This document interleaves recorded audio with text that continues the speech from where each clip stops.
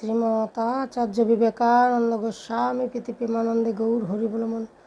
জয় জয় রাধা গোবিন্দ প্রীতি প্রেমানন্দে গৌর হরি বল মন। জয় জয় সর্বসাধু গুরু বৈষ্ণব প্রীতি প্রেমানন্দে গৌর হরি বল। জয় গুরু জয় গুরু জয় তোমার জয়।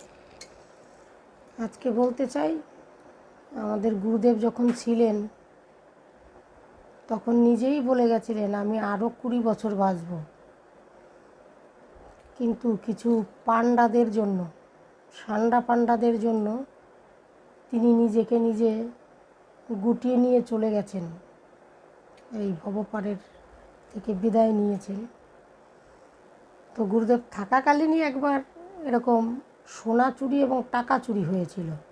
তখন গুরুদেব নিজেই বলেছিলেন যে এই সোনা চুরি এবং টাকা চুরির মধ্যে আছে সে 7 দিন কথা বলতে পারবে না, বোবা হয়ে থাকবে।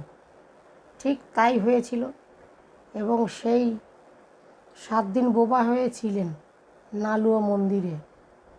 অনেকেই এই ঘটনা জানেন, আর যারা জানেন না তারা জানতে চেষ্টা করুন যে সঠিক কিনা বেঠিক।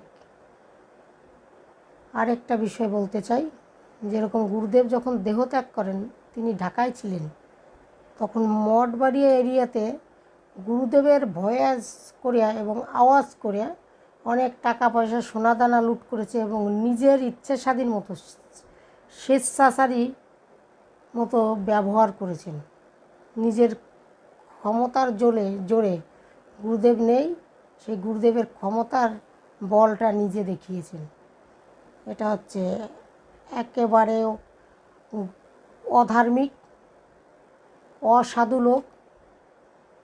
তারা কি করে ইচ্ছে স্বাধীন মতো এরকমভাবে চলতে পারে?